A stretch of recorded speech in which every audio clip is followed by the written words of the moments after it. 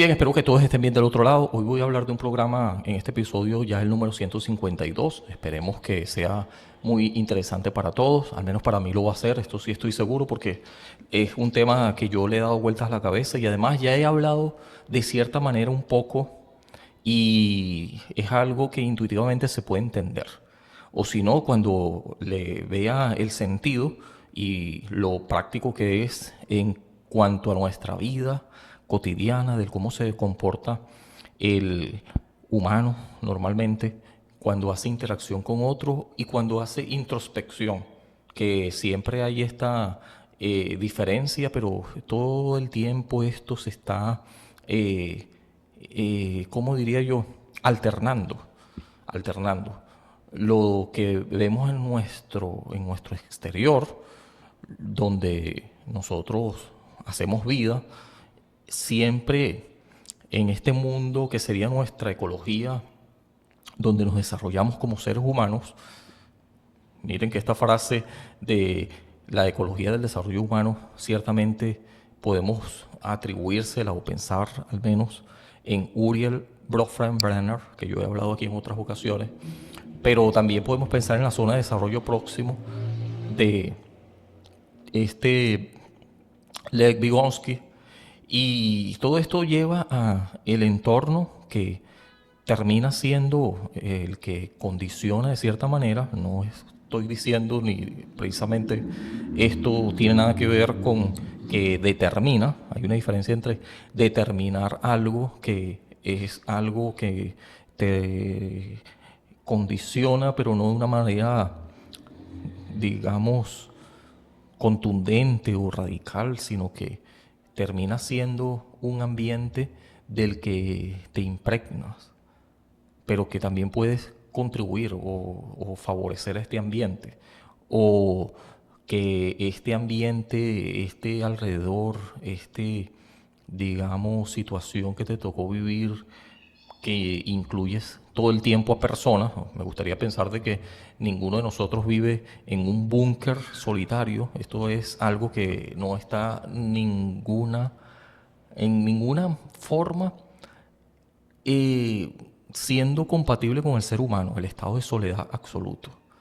Todo el tiempo dependemos de otro y de cosas que son factores y que están en nuestro ambiente porque formamos parte de una estructura, formamos parte de un entramado donde hay muchos elementos que no importa que no estén en el presente, porque en una línea, si lo queremos ver de esta manera, de tiempo y espacio, esto que ocurrió en el pasado, de todas maneras, una vez más, tiene que ver con lo que está pasando ahora mismo.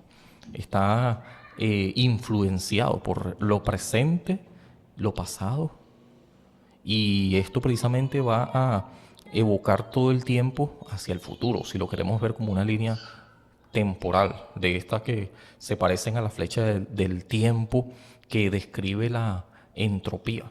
Esto es algo que no es difícil de entender, pero son términos que de pronto algunos no tienen digamos, específicamente en su lenguaje.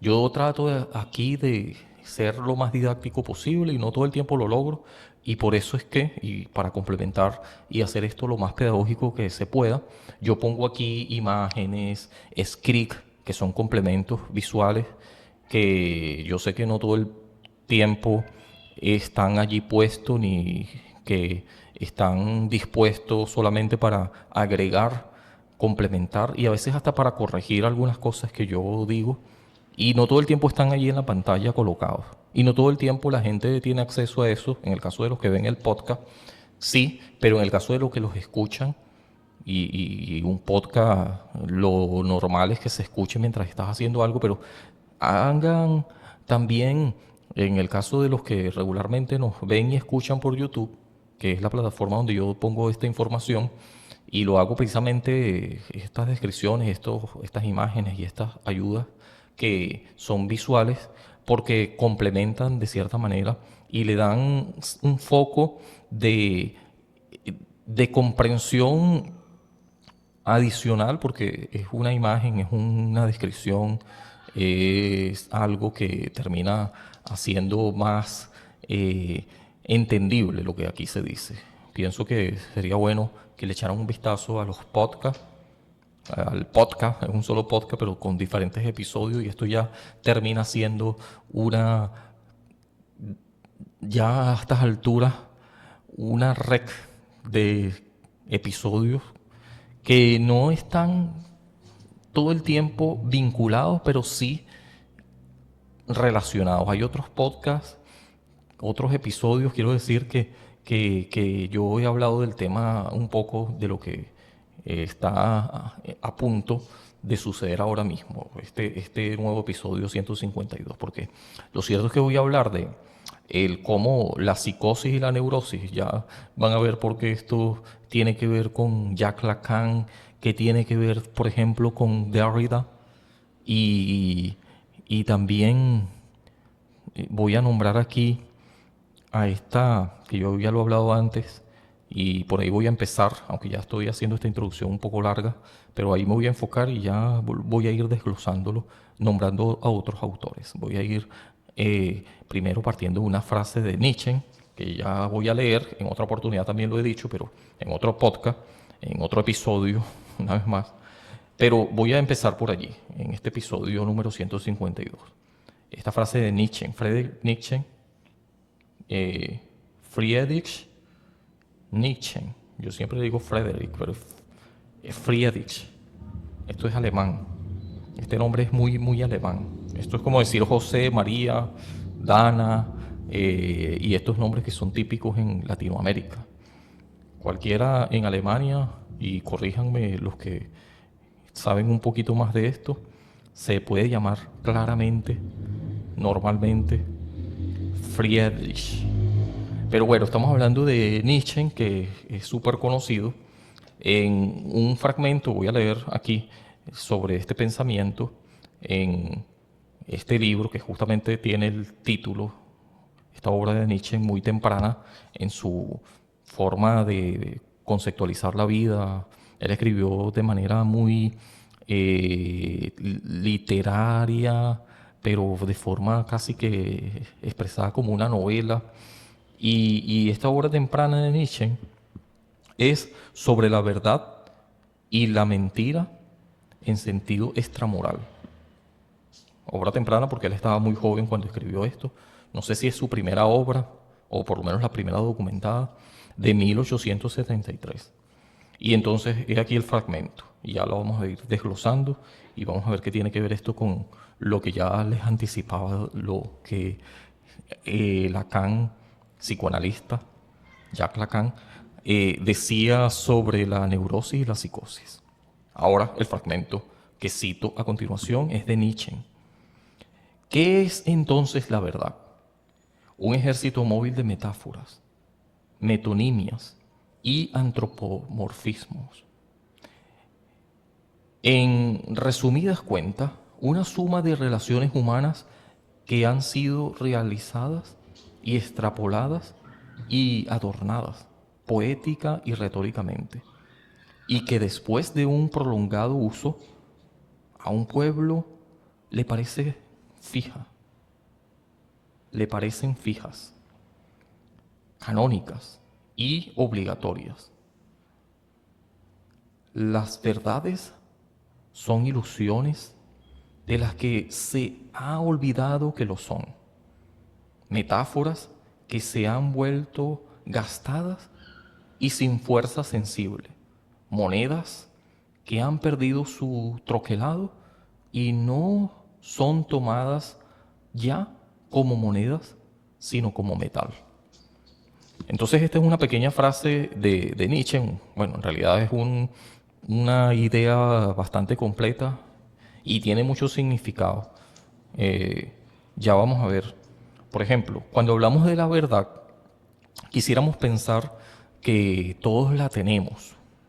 Y no solamente la verdad se debe a un pensamiento que yo crea, porque ya es una creencia tiene un tinte de no dogmático, una creencia tiene más bien un tinte, o se puede ver ya por la cuestión de creencia, es una cuestión no tanto epistemológica, sino más bien es, si pensamos en los griegos y cómo definían estas formas retóricas que son no fijas, que terminan siendo opinión o doxa. En cambio, la cuestión que consideramos más canónicas, fijas o dogmáticas, creemos que son un conocimiento, y un conocimiento quisiéramos pensar una vez más que es al menos una consideración cercana a la verdad. Es algo que termina siendo epistemológico, más que la opinión, que puede ser muy versátil, muy variada y muy puesta en contexto y no definitiva, que implica ser la cuestión retórica, ¿sí?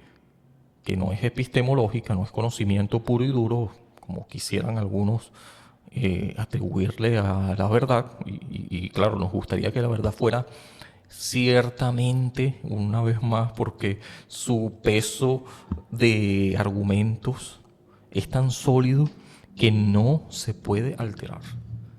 Entonces no es algo que va y viene, y esta cuestión de que termina siendo fija nos da mucha seguridad. Tenemos una sensación de control, porque uno puede ir y venir y termina siempre encontrándose la misma ruta. No quisiéramos que esta ruta cambiara, porque entonces nos perdemos.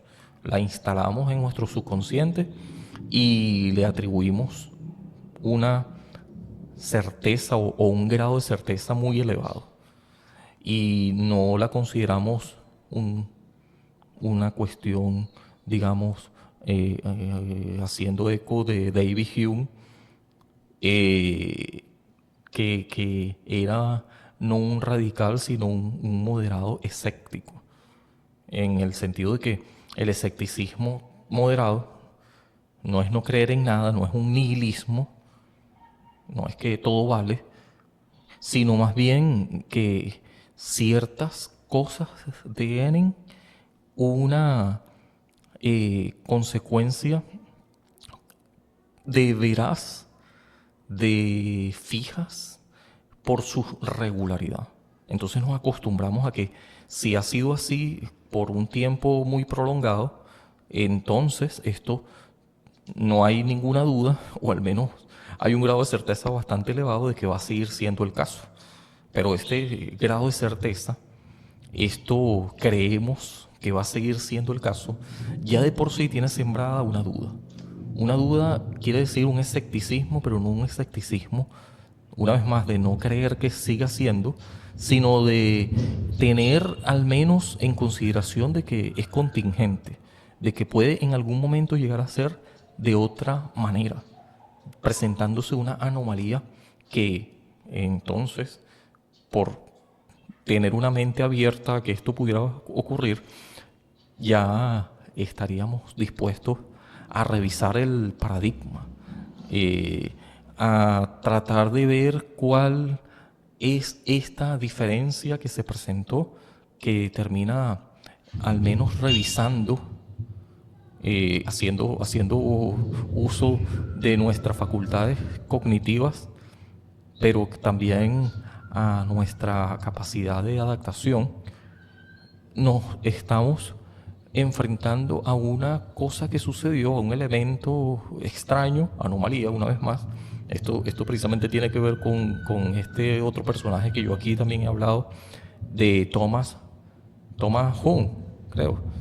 Sí, ya eso yo lo he hablado aquí antes, sobre las ciencias normales y las anomalías, o lo que termina, justamente por ser algo atípico que ha ocurrido, tambaleando o haciendo que el paradigma, esto que es una estructura que habíamos montado, que descansa sobre una base que ya le atribuimos una certeza no definitiva, provisional, pero ciertamente es un argumento que en algún momento sí creíamos sólido, pero que por el asunto de la honradez intelectual estamos dispuestos a revisar si vemos algo distinto, como esta situación de que si se presenta un cisne negro, entonces ya esta premisa de que todos los cisnes son blancos, y aquí nos estamos enfrentando a Popper con este concepto, si no estoy mal, pero también a David Hume, por supuesto, que era un escéptico moderado, y ya vemos que el negacionismo, el asunto de que algo puede ser o no, y que en algún momento sí que se toma en cuenta lo que vemos sensorialmente, pero que no todo el tiempo va a estar atado. No es una verdad necesaria, sino que va a ser, y vemos allí una cuestión bastante importante de que aceptemos, va a ser o puede llegar a ser una verdad que es contingente. Entonces, ya aquí ya podemos entender de que las verdades no son todo el tiempo absolutas. Y esta frase del absolutismo, que podemos pensar en Hegel, y esta frase es muy interesante: todo lo que es real es racional, y todo lo que es racional es real. Yo en algún momento hablé de eso, quizás dejé por aquí el episodio donde lo hablé. Es que en la vida, en nuestra forma de entenderla, nosotros tenemos la convicción de que lo que vemos, de cómo se nos presentan los fenómenos, es el hecho de que yo como sujeto, yo me creo el sujeto en esta parte, sujeto histórico, sujeto individual, pero que forma parte de una red. Y es aquí donde la cuestión empieza a tener resonancia con esto, ¿no? La verdad, dicho por Nietzsche, ya resaltando esta frase, es que está convirtiéndose en algo que, producto de las relaciones humanas, que producto de que hemos hecho de esta forma de entender los asuntos algo que con el tiempo, o que por un prolongado uso, entonces las convertimos en fijas y canónicas. Pero es lo que le parece a un pueblo. Un pueblo es un conjunto de personas que tienen un lugar común, una comunidad. Eso lo expresa ya de por sí de manera muy, muy implícita, ¿verdad? Una comunidad no necesariamente tiene que ser de humanos, pero hablando del lenguaje, es como lo han configurado, como han convenido que sea el caso los seres humanos, las relaciones humanas. Como dice, es producto, es una suma de relaciones humanas que ha sido realizada. Es una construcción social. Entonces, después de un tiempo, por la práctica, por un prolongado uso, entonces nos parecen canónicas. Es decir, que lo que racionalmente hemos entendido, hemos interpretado, inferido, y esto es ya mucho más individual, el mundo como se nos presenta, entonces lo consideramos que está atado a la realidad, que esta cuestión real es racional, y todo lo racional es real en tanto existe porque es una necesidad interna, es una lógica subyacente de ser. Se puede llegar a comprender, y todos pudiéramos estar de acuerdo de que sea el caso. Entonces aquí donde yo relaciono, y creo que estamos de acuerdo con esto. Si usted lee un poco a Keynes o a Donald Davidson, ellos hablan de la racionalidad. La racionalidad que no es algo que no sea cierto. La racionalidad es una realidad porque existe, porque se comparte y se practica. Es como esta red o web of belief, que es una red o tejido, hablando de Cain, de creencias. Si todos estamos de acuerdo o creemos que este bombillo, foco, cámara, este video existe, que no soy yo solo el que lo estoy viendo, sino que tiene otras personas que opinan lo mismo, es una cuestión de opinión, de creencia, de doxa, no de episteme. Bueno, sí, es una cuestión, una creencia sostenida sobre muchas personas que creen lo mismo, entonces da cierta sensación de verdad. Y es no muy probable de que sea una verdad absoluta. Claro, es probabilística, en tanto es algo que pudiera llegar a cambiar, no es la totalidad misma de las cosas, no está atado al mundo real. Y ya vamos a ver por qué esto es interesante, porque Davidson es quien va a hablar de esta triada de que si A y B, que son hablantes, A y B, quizás ponga por aquí el diagrama este de Donald Davidson, tienen una percepción del mundo y que ésta coinciden, podemos entender de que hay una racionalidad compartida. Y esto es el principio de caridad, o el principio de parsimonia, creo que también tiene que ver con lo mismo. Así que es cuando se habla de que una comunidad, unas relaciones humanas, un conjunto de relaciones humanas propiamente, termina dándole peso o un valor de verdad a algo, a alguien, a un acontecimiento, a un fenómeno, a un objeto, y entonces esto lo hace sostenible. Habría que ver si otra persona lo ve exactamente así, o si más bien, como decía Kane, hay una indeterminación de la traducción. Entonces esto de que haya una variabilidad tan extensa lo hace no menos real o no menos verdad. Claro, es una aproximación, y a una aproximación le quitas por completo la rigurosidad porque no llegas al 100%. Como decía Derrida, al significado no llegas. Es una cadena infinita de significantes. Entonces aquí podemos pensar en el signo lingüístico, que es cuando nosotros, y ya aquí le vamos a poner un poquito de más colorido a esto en la práctica, nuestra vida, cómo funciona cuando nosotros vemos un árbol y pudiéramos estar de acuerdo de que este árbol es ya de por sí fonéticamente, este sonido que proferimos en nuestra boca a través de nuestro aparato fonador, garganta, laringe, lengua, los dientes y todo este aire que va allí haciendo proferir el lenguaje.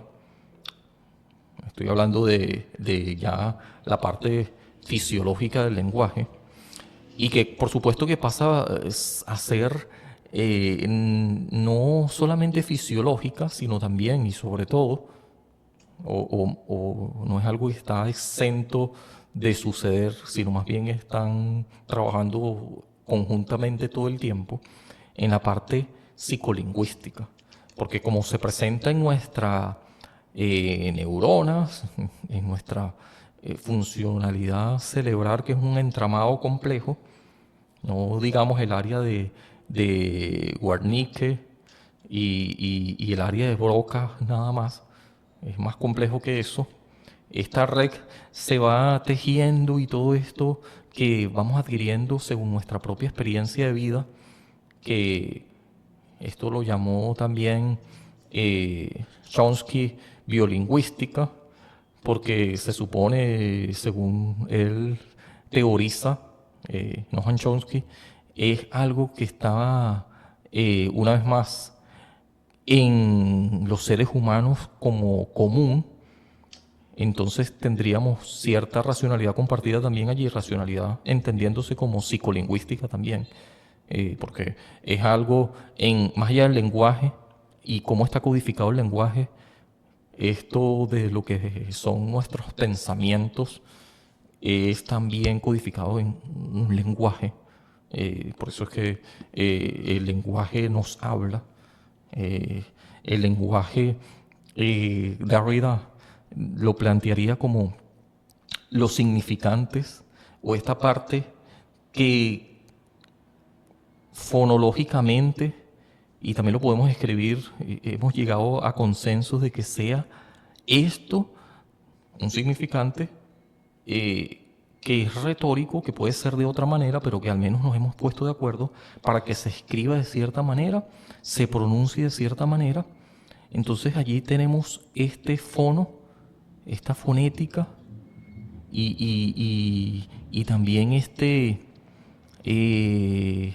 aparataje de símbolos que podemos conjugar unos y otros y le atribuimos un peso relacionado, vinculado a algo real.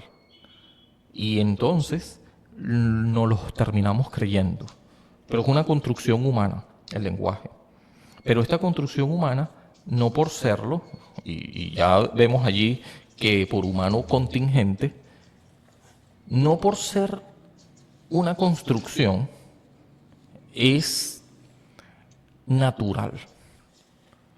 No es menos natural por ser una construcción, mejor dicho. Porque hasta qué grado, y aquí vemos ya de por sí una contradicción, el lenguaje es natural. Si fuera natural, bueno, biolingüísticamente hablando, se puede decir si le creemos a Chomsky o si nos convencemos de que es así como él lo dice, entonces tendríamos una, eh, esto se llama en Chomsky, ya me voy a acordar, este aparataje donde nosotros podemos construir un lenguaje y tenemos en común, se llama dispositivo de adquisición del lenguaje, ¿no? Dispositivo de adquisición del lenguaje. Esto es una metáfora también, ya vamos a ver por qué. Porque no es que tengamos un dispositivo dentro del cerebro, ¿no? Dispositivo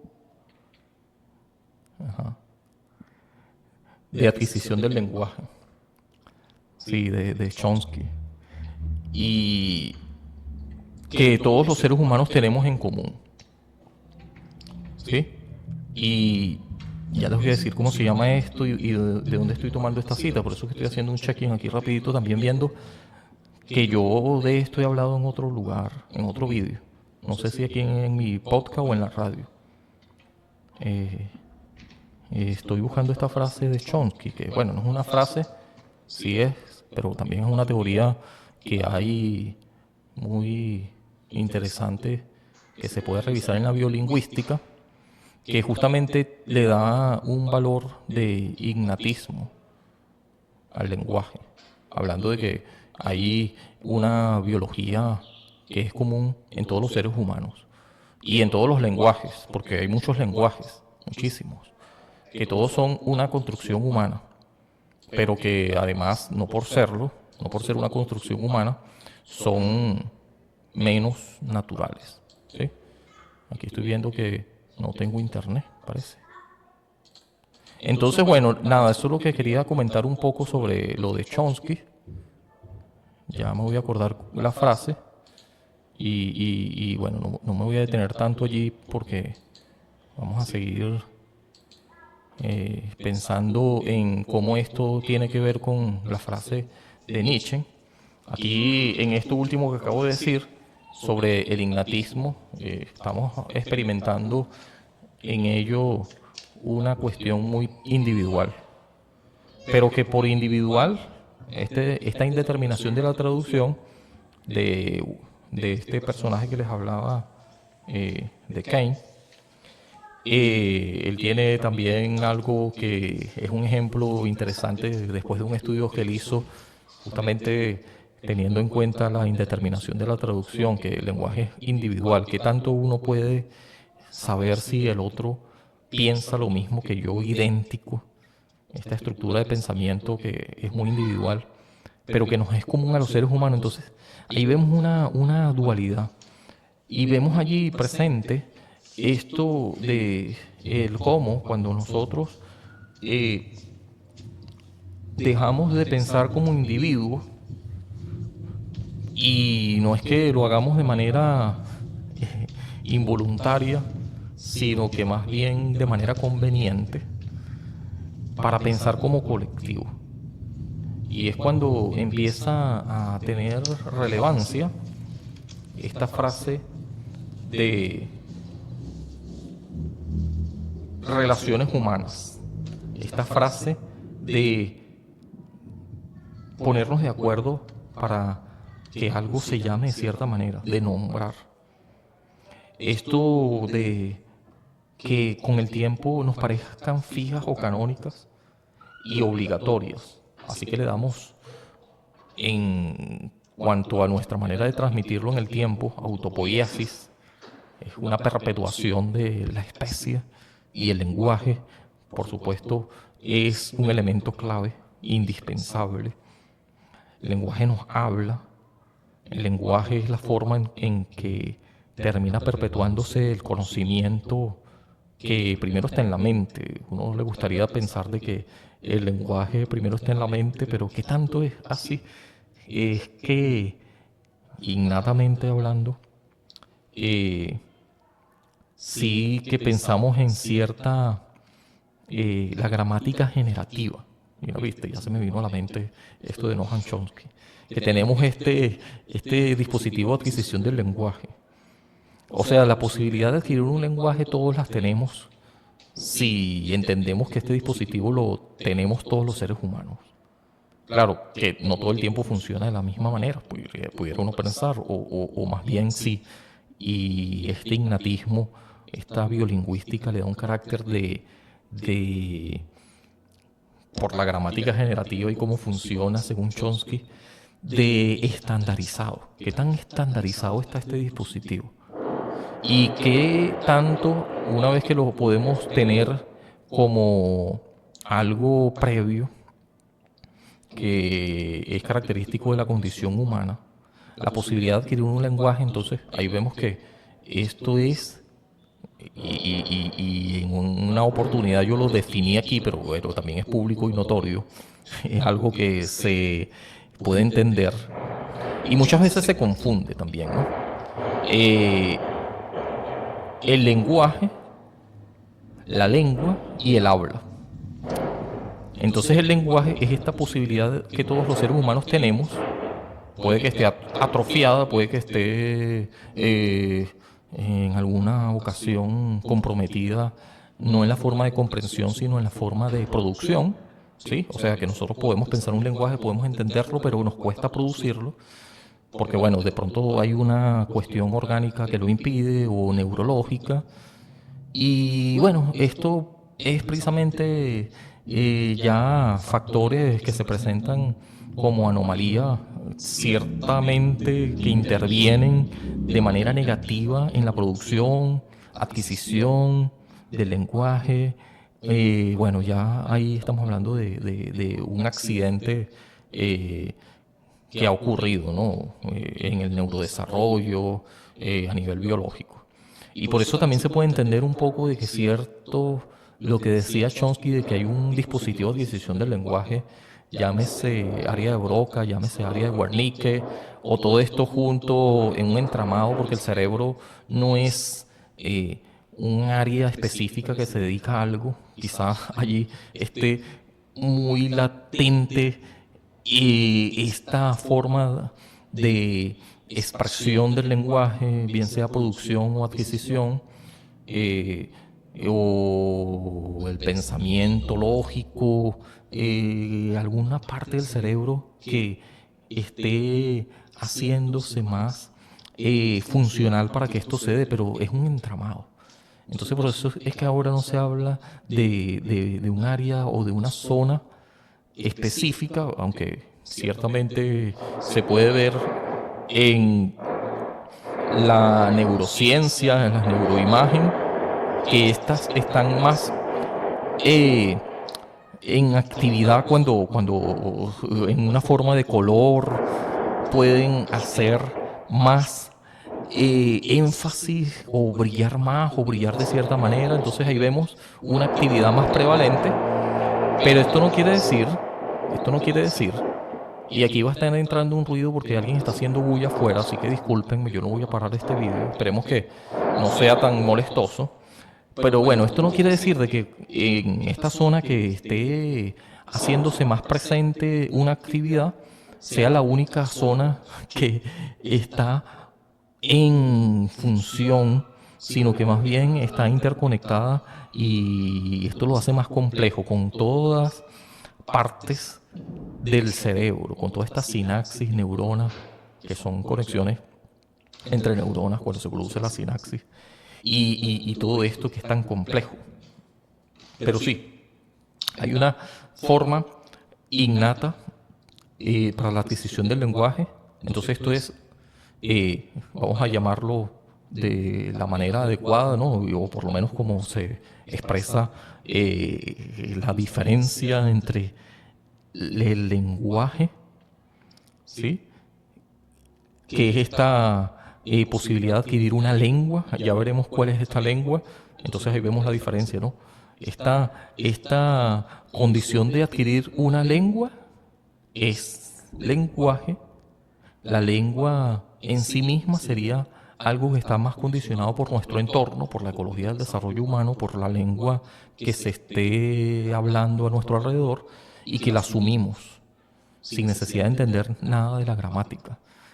Ahí es precisamente cuando Chomsky experimentaba y nos decía, bueno, empíricamente, o por lo menos viendo la experiencia repetida en muchas lenguas, muchas culturas, que la cultura está asociada a la lengua irremediablemente, y que termina construyendo un lenguaje y que este lenguaje va a depender de nuestro entorno.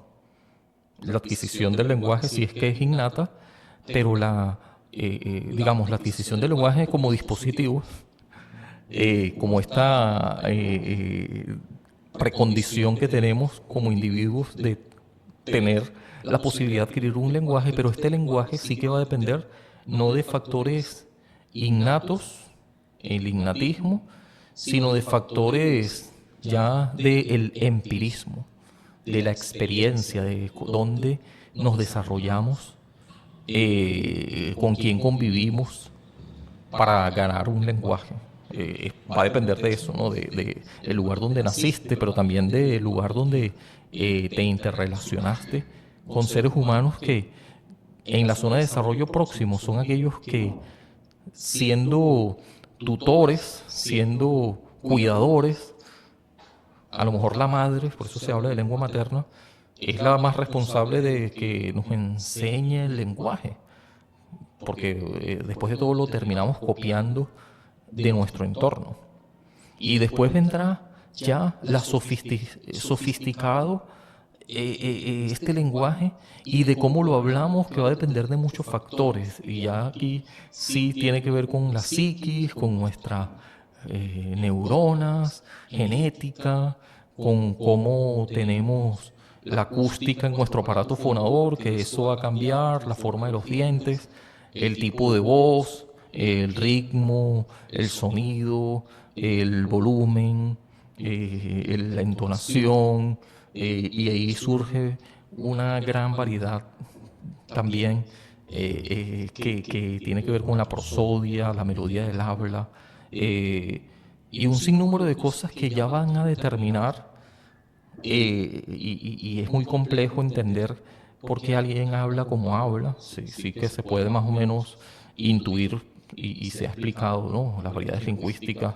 y todo esto que estoy diciendo de cierta manera también ahora, que tiene más que ver con el habla. Entonces ahí vemos una diferencia también. El habla es algo muchísimo más individual. Una persona no habla igual a otra, es una huella, es algo, es un registro muy, muy personal el habla. ¿Sí? Por eso es que a mí me revienta la cabeza y claro, ya después yo lo puedo entender cómo algunas personas se burlan o hacen juicio de valor sobre cómo se debería hablar y cómo no, entendiendo que su forma de hablar, y es un referente que tienen, es la forma que debe prevalecer, el deber ser. Y si escuchamos algo contrario, diferente, a uno siempre le va a parecer extraño. Y cuando hablo de extraño, es que algunos, porque tienen una madurez emocional o empatía, no le terminarían haciendo mucho escándalo sobre esto, pero algunos sí que se molestan, les hace ruido y ese ruido por esta diferencia puede tener mucho que ver en su forma de tratar al otro.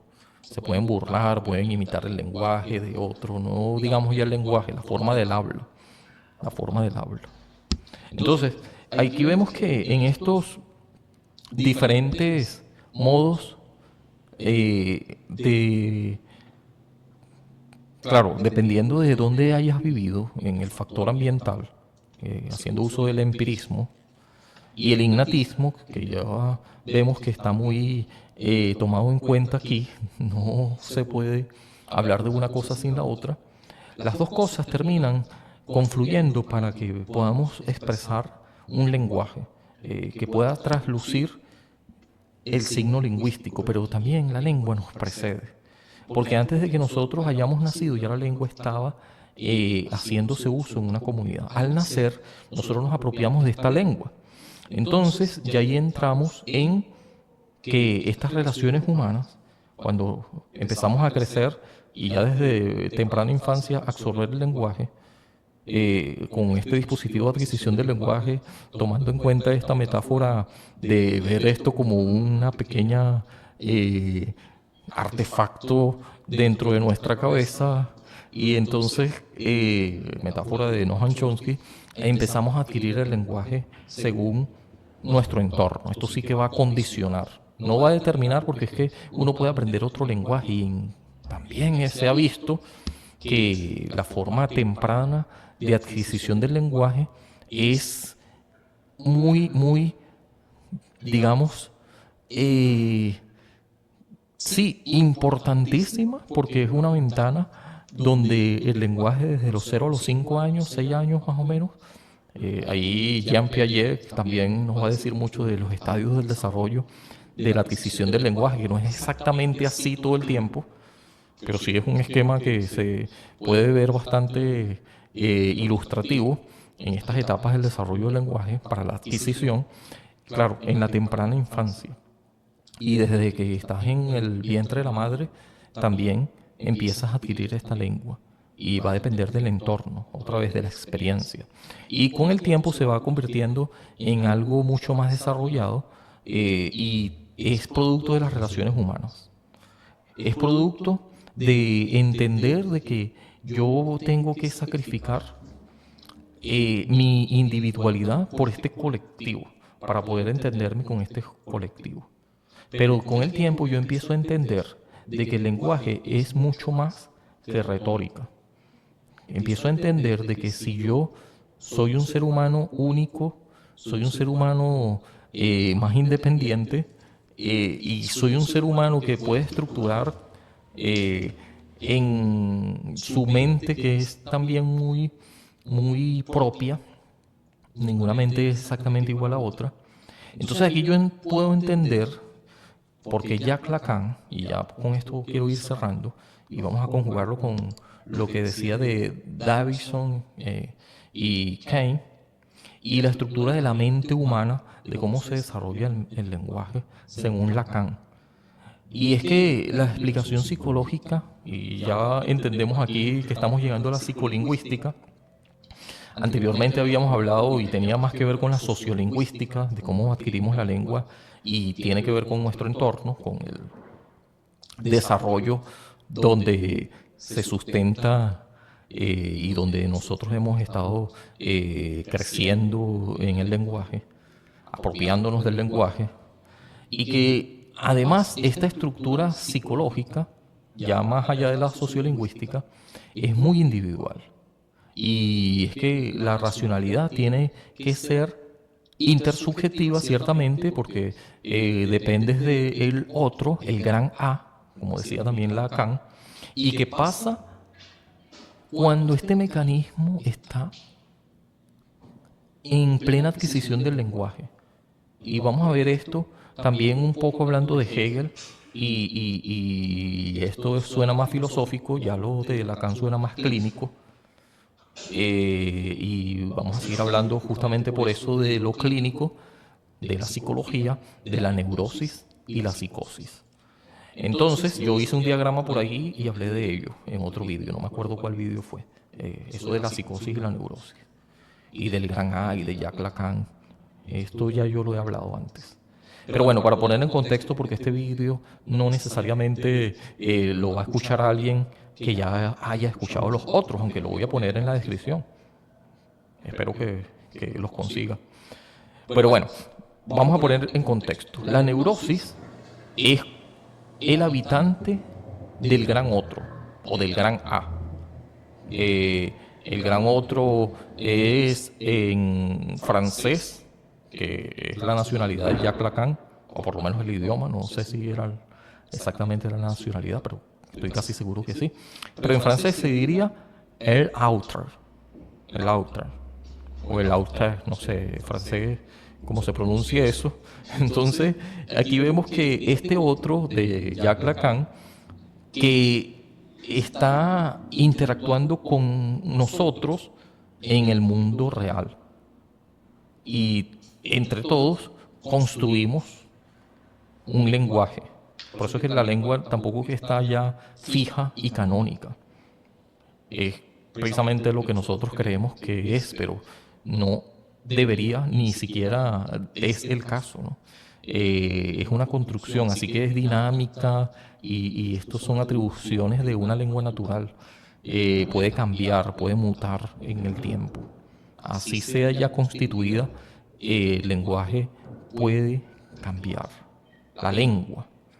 Ya habíamos dicho que el lenguaje es esta disposición de adquirir una lengua, que la lengua va a depender de nuestro entorno, es decir, de factores ambientales, ecología del desarrollo humano, de la convivencia con el otro, y este otro, por supuesto, tiene su propio lenguaje que nos vamos contagiando de él o adquiriéndolo, preferiblemente y casi siempre desde la temprana infancia, donde hay una ventana del desarrollo lingüístico bastante prevalente y conveniente de que esa sea la parte, digamos, elemental para adquirir una lengua desde la temprana infancia. Ya eso lo había dicho.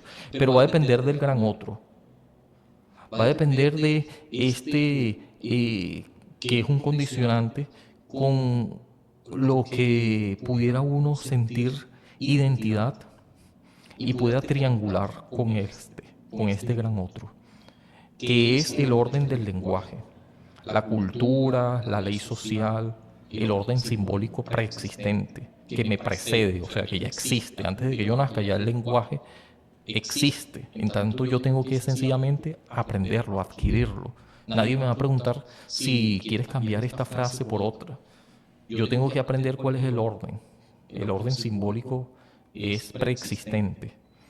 Ahora, cuando hablamos de neurótico, es precisamente por eso. Porque la neurosis tiene que ver con la normalidad, la estructura común. Es alguien que ha aceptado la ley del lenguaje. Tiene que ver con eso. Sabe que para pedir algo, y esto lo entendemos desde muy temprana infancia, y cada vez lo vamos comprendiendo mejor, por eso es que tenemos que leer, por eso es que tenemos que compartir cada vez más experiencia para que nuestro lenguaje sea cada vez más rico y podamos entender el uso del lenguaje. Los juegos del lenguaje, como decía Wittgenstein, ya vamos a hablar de eso dentro de un rato, ya yo lo hablé en otro vídeo también. Pero bueno, para ser reconocido, para pedir, para pensar, se deben usar palabras. Esto es algo necesario. Y estas palabras que no son en el plano individual nada más, no son particulares, no son de alguna manera sacadas de nuestro propio yo, sino que tienen que ver con el otro, pertenecen a todos. En tanto, yo tengo que, de manera conveniente, pero también de manera obligatoria, hacer parte de este todo. Su mente está socializada. Entonces, por eso es que se dice que el ser humano es un ente social. El neurótico, y por eso es que tiene que ver con el otro, acepta que el significado de las cosas no lo decide él, sino que depende de la otredad, del referente social. La conexión del neurótico tiene que ver con la racionalidad, que es intersubjetiva, según Davidson. Su realidad está mediada por el lazo social. Ahora, el psicótico, y aquí vemos una diferencia bastante marcada, para el psicótico la racionalidad no es llevada a cabo, sino por su internalización, producto de algo más privado. Aquí es donde esta intuición de que la psicosis, que es muy personal, es una estructura muy de lógica interna, tiene mucho más que ver con esquizofrenia, con paranoia, tiene mucho más que ver con, según Lacan, con él lo llamaría forclusión. Forclusión es un rechazo radical del lazo, y aquí vemos que es contrario a las neurosis que termina adaptándose. En cambio, el psicótico rechaza el lazo con el otro, se desvincula de esta pretendida eh, obligatoria lazo que te une con el otro, porque tú piensas diferente, tienes una estructura completamente distinta. Por eso es que ahora se habla de, en el neurodesarrollo y en esta otra forma de llamarle, no una cuestión que, bueno, claro, clínicamente lo entendemos neurótico, lo entendemos esquizofrénico, lo entenderíamos como un trastorno del neurodesarrollo, la paranoia y todo esto, pero ahora se habla más bien de esta cuestión, se me escapa ahorita de la mente, pero es muy común usar este tipo de lenguaje ahora, que es más humanista, si se quiere, o más incluyente. Este suena más excluyente, ¿verdad? Pero claro, sigue siendo algo clínico, sigue siendo algo de la clínica, de la ciencia. Eh, el trastorno, los diferentes trastornos que existen, incluido el TEA, trastorno de el espectro autista y todo esto, pero ahora se le llama, más bien haciendo uso de la diferenciación, que no todo el mundo tiene que ser igual, y es verdad, pero hay ciertas estructuras o configuraciones mentales que son muy distintas. Y uno diría, bueno, pero es que todo es distinto, entonces ahora se habla de diversidad, diversidad neuronal, ¿sí? Neurodiverso, exactamente. Y esta neurodiversidad, algunos nos creemos, yo me uno ahí, por eso es que digo nos creemos neurotípicos. ¿Por qué decimos nos?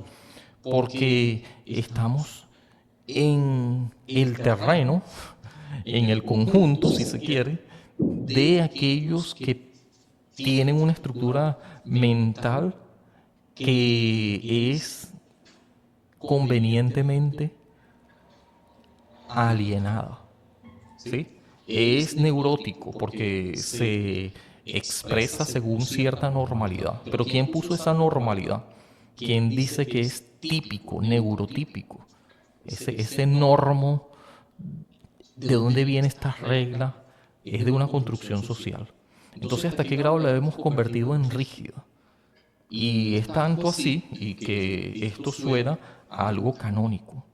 algo que retóricamente sabemos que es el caso, es decir, contingente, una construcción social, pero que estas relaciones humanas, estas convenciones que son justamente la razón del lenguaje, ya terminan, después de un prolongado uso, terminamos una vez más convirtiéndola en fijas, nos parecen fijas y canónicas y hasta obligatorias.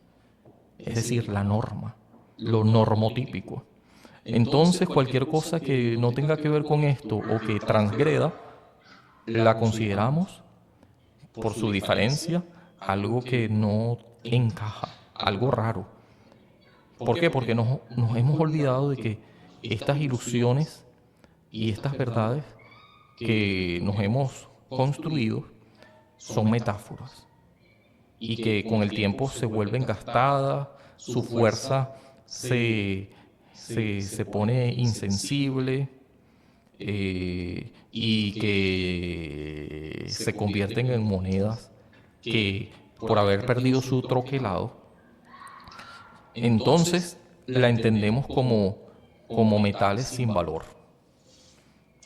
Esto haciendo eco a la frase que le decía de Nietzsche en la pregunta, esta sería la respuesta a la pregunta de qué entonces es la verdad sobre la verdad y, y esto de el sentido extramoral. ¿Sí? Entonces, sobre la verdad y la mentira en sentido extramoral, 1873, de Nietzsche. Entonces esta frase termina resonando de esa manera y consideramos a lo otro psicótico. Todos nosotros podemos ser psicóticos, la mayoría de nosotros nos gustaría ser neuróticos porque tenemos mucho que ganar allí. Cuando somos psicóticos o diferentes o transgredimos la norma, eso es tan raro, tan extraño, que ya se pierde el pacto con lo simbólico, con aquello que es compartido. Al romperse esa triangulación con el otro, esa triangulación de la que nos hablaba Davidson, que les voy a poner por aquí, ya creo que la había hablado un poco en este mismo vídeo empezando, ¿verdad? Entonces, bueno, esta triangulación se pierde, el significado se vuelve una propiedad privada para el psicótico, entonces no comparte el mismo código que es común en el lenguaje. Por eso, en ese delirio, una palabra ordinaria o un gesto extraño adquiere un significado absoluto, ¿sí?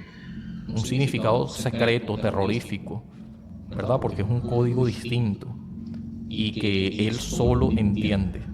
Cuando uno entiende algo uno solo, que no hay un acompañamiento, uno se siente que está loco.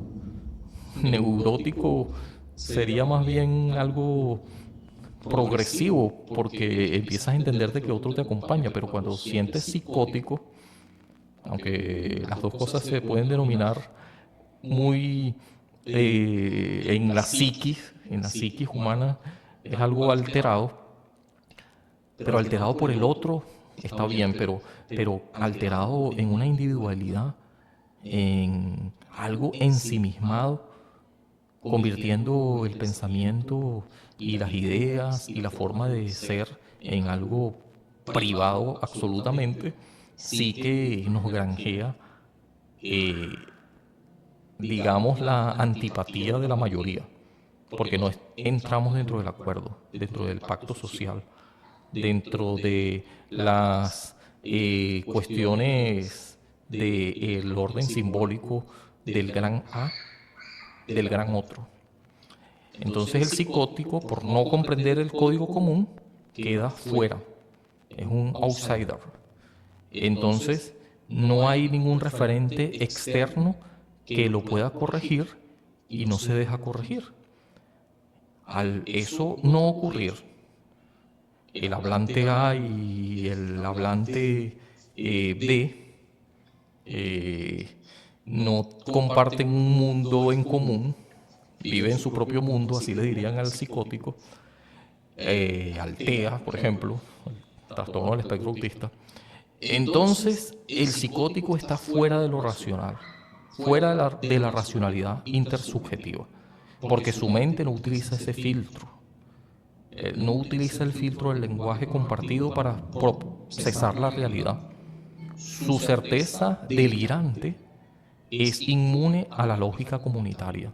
Aquí nos podemos echar un vistazo a la historia de algunos personajes que existieron y otros fueron imaginarios. Bueno, vamos a decir uno imaginario que es Don Quijote de la Mancha, aunque dicen que este personaje se basó en uno real, ¿no? Pero bueno, entendemos otras mentes incomprendidas en la historia como Albert Einstein y un poco de gente más que personajes que por ser tan diferentes, por tener un código tan radicalmente distinto, se les vio como unos locos, ¿sí? Porque esto no tiene nada que ver con la normalidad. Es que no utilizan el filtro del lenguaje. Se atreven a hacer algo distinto, pero extremadamente distinto. Esto ya trasciende al pensamiento crítico, que no se conforma con pensar dentro de la caja, sino que piensa fuera de la caja, pero al extremo. Claro, para socializar la información que primero está en nuestra mente, tenemos que recurrir al lenguaje, porque si no se queda con nosotros y la entenderán unos pocos o ninguno. Cuando la entiende uno más, ya uno está más o menos anclado a un referente y da la sensación de que A está, pero también B. Y todos miramos al mundo. Esto de Davidson, una vez más.